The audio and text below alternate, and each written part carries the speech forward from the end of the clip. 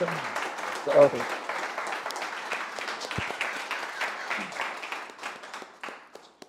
all right, welcome everyone. It's a blessing just to be here. First off, I want to start off, I thank everyone for being here. I know it took time, resources, effort, and energy just to make it here. You know what I'm saying? I went to go pump gas in my car. The shit was $5.77 per gallon. So, like, I ain't gonna be in New York for too long. You know what I'm saying? So, you know, I just think it's a real different, unique opportunity we get here. You know, a lot of y'all might have seen us from the internet. A lot of y'all might have watched us on y'all phone, laptop, tablet, or something like that, TV. But y'all get to be here. We're here together. We're here at this present time. If y'all have any loved ones who was lost in these last couple of years due to COVID or some hard times, y'all made it here today. It's a blessing. I appreciate y'all coming. You know, but today we're here to talk about what is a man. And according to Webster's dictionary, it's a fully grown adult male. Now, clearly, that's not the definition of a man we're looking for, right? We're looking for the definition of a man who influences people, a definition of a man who makes change, right? And a part of this is three things that's most important to me when it comes to the thought of a man or what a man stands for. Responsibility creates struggle, struggle creates strength, and strength creates structure. Those are the three things that rules a man's life. And first, I want to talk about where in my life, you know, that sense of responsibility and struggle came from. So first off, I'm from West Philly. You know, I grew up in a little project building out there. I'm talking about this shit was so rough. Your friend's mom was your mom, because sometimes y'all might got to share food, y'all might walk across or whatever. And we all had a lot of things in common. We ain't have fathers, we ain't have money.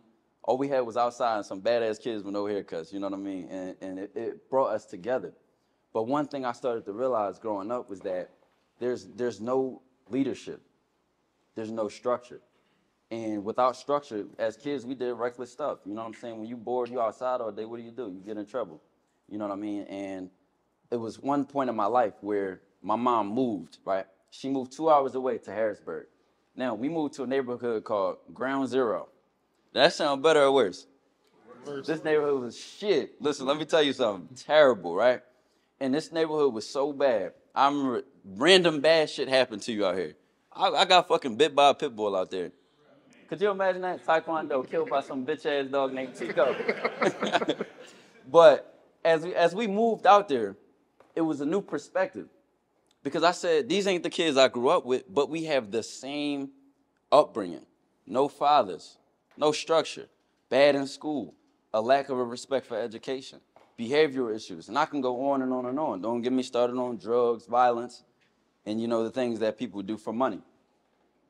And then when we moved back to Philly, and I was at around, you know, middle school, high school at this time, having to move to another town, it showed me the consistencies when there's a lack of structure.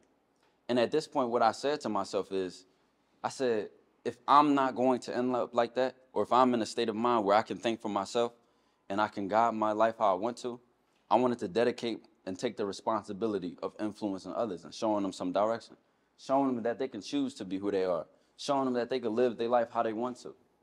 And a part of that responsibility created struggle.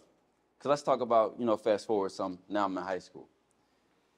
At that point when I decided to take that responsibility, you know how high school is. Everybody in between the ages of, you know, 14, 15 to 18.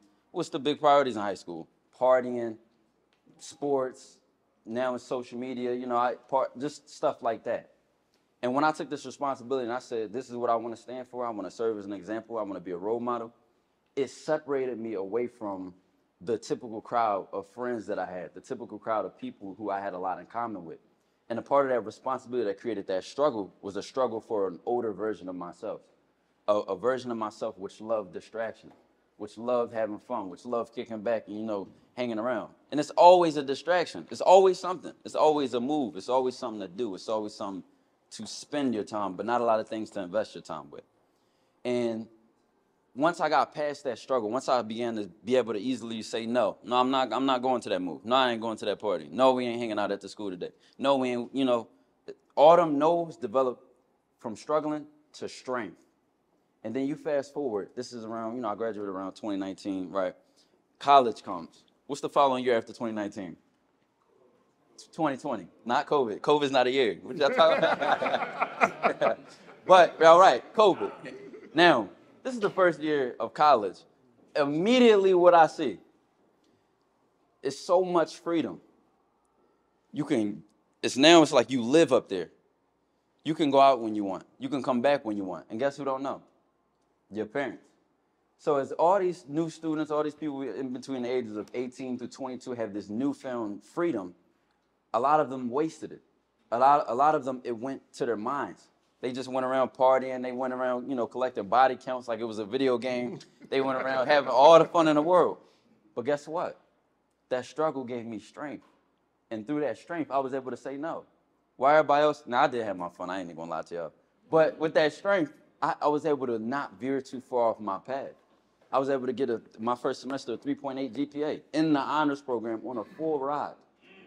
In one of the hardest programs in that university. I appreciate that. I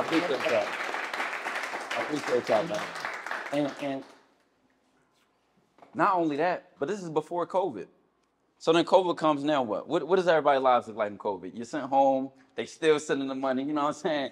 What does everybody's lives look like? Y'all having fun, right? Y'all free, you're able to do it whatever you want. More freedom. But because of that responsibility that created that struggle which created that strength now created structure for me. So during COVID, everybody sent home, something happened that the government gave out. It was called PUA. Y'all know, everybody know what the PUA money is? I don't know what it stood for, but guess what? It was a big check. It was the unemployment assistance or something like that. People was getting them between numbers I heard up to $20,000. Some people was getting $7,000, you know what I'm saying? And around this time, again, a lack of structure. What y'all think people did with this money? Y'all might be one of those people. I don't know. I see some of y'all got suits on, earrings. Like, I don't know what y'all, this might be PUA money outfits right there. You know what I mean?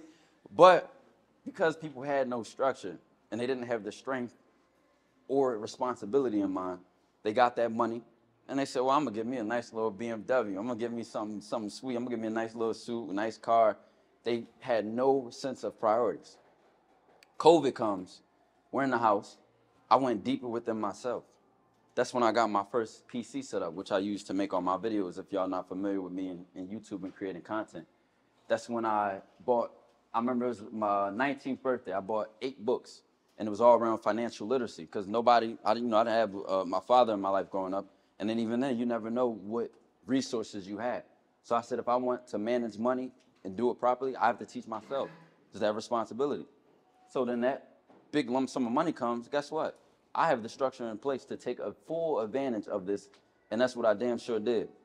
And here we are today. But I don't say any of this to brag. I don't say any of this to gloat my life up or I'm better than anybody. But this is where it comes from. Responsibility creates struggle, struggle creates strength, and strength creates structure.